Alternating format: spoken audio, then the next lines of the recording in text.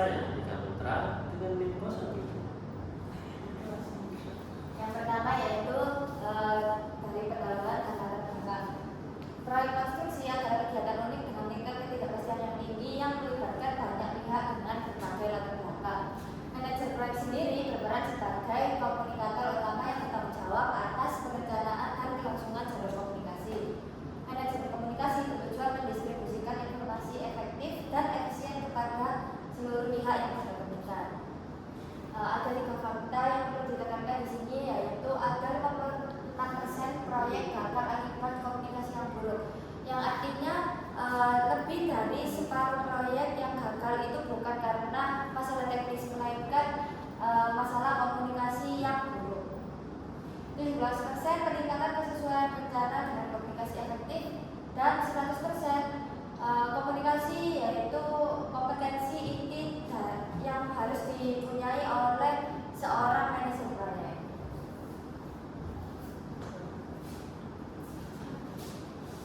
Baik, untuk tujuan penelitiannya yaitu menilai kepentingan relatif faktor-faktor integrasi manajemen komunikasi pada proyek konstruksi berdasarkan analisis relatif importance index. Jadi RII ini adalah alat untuk mengukur seberapa penting proyek tersebut dari 0 hingga 1. Jika mendekati 1 maka proyek tersebut dinilai sangat penting dan diutamakan.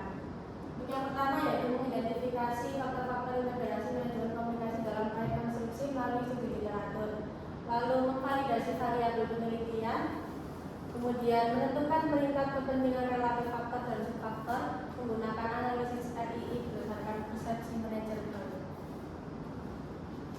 Lalu untuk permasalahan topiknya ada 4. Di sini ada keterlambatan pekerjaan, seperti komunikasi yang tidak efektif dapat menyebabkan keterlambatan dalam melaksanakan pekerjaan konstruksi karena informasi tidak tersampaikan tepat waktu.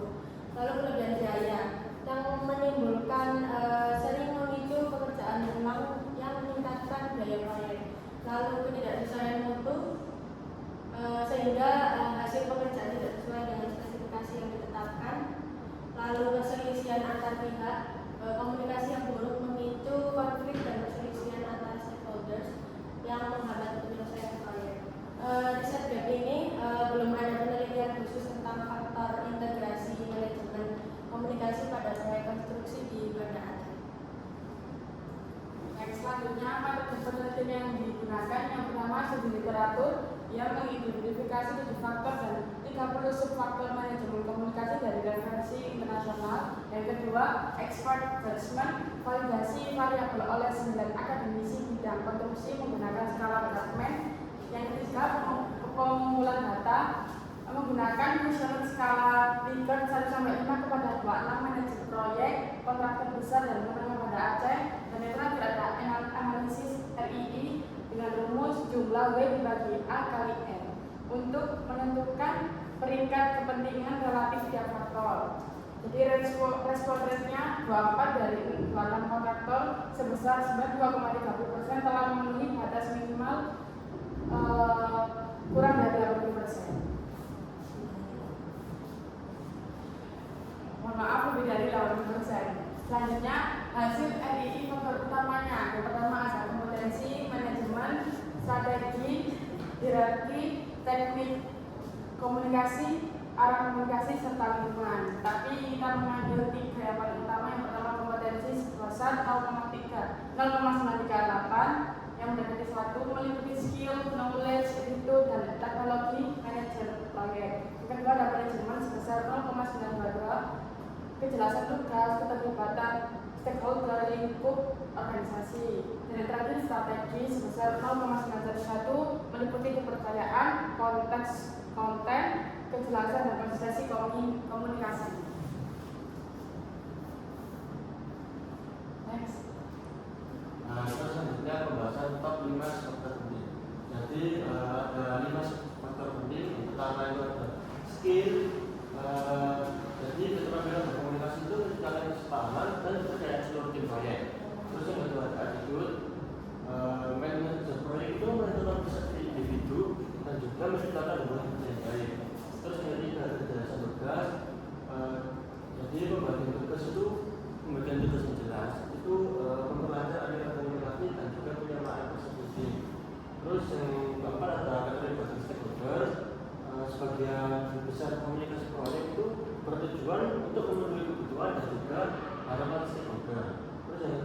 terakhir ada knowledge. Pengetahuan manajer proyek menunjukkan cara komunikasi paling efektif dalam distribusi informasi. Ini untuk kesimpulan utama ada 3 faktor penting. Yang pertama kompetensi, manajemen, dan juga strategi. Terus ada 5 faktor utama yang sudah saya jelaskan tadi. Ada skill, attitude, kejelasan tugas, keterlibatan stakeholder, dan juga knowledge. Terus ada kompetensi manajer merupakan kompetensi manajer proyek itu merupakan faktor terpenting yang mempengaruhi efektivitas komunikasi, dan juga ada seluruh faktor itu perlu diintegrasi secara bersamaan untuk mempertahankan efektivitas komunikasi. Untuk solusi praktisnya sendiri, yang pertama ada harus meningkatkan pelatihan komunikasi bagi manajer proyek mencakup skill, attitude, dan knowledge. Yang kedua, menetapkan kejelasan tugas di awal proyek dengan dokumen scope yang terstruktur. Ketiga, bentuk forum komunikasi rutin yang melibatkan seluruh stakeholder proyek. Keempat, susun strategi komunikasi tertulis dengan konten, konteks, dan frekuensi yang jelas. Dan terakhir, manfaatkan teknologi informasi untuk mendukung distribusi informasi yang efisien. Nah, berdasarkan hasil penelitian ini, ada beberapa rekomendasi. Yang pertama, bagi manajer proyek harus meningkatkan skill komunikasi melalui pelatihan dan sertifikasi profesional. Yang kedua, jaga attitude positif dan konsisten dalam setiap interaksi dengan tim, dan perluas knowledge tentang teknik dan teknologi komunikasi yang baru. Kedua, bagi perusahaan kontraktor, pertama, susun SOP komunikasi proyek yang mencakup semua tingkatan organisasi. Kedua, investasikan pada platform manajemen informasi proyek terintegrasi dan melakukan evaluasi berkala terhadap efektivitas komunikasi di setiap proyek. Dan yang terakhir, untuk penelitian lanjutan, yang pertama, perluas cakupan ke kota dan provinsi lain di Indonesia.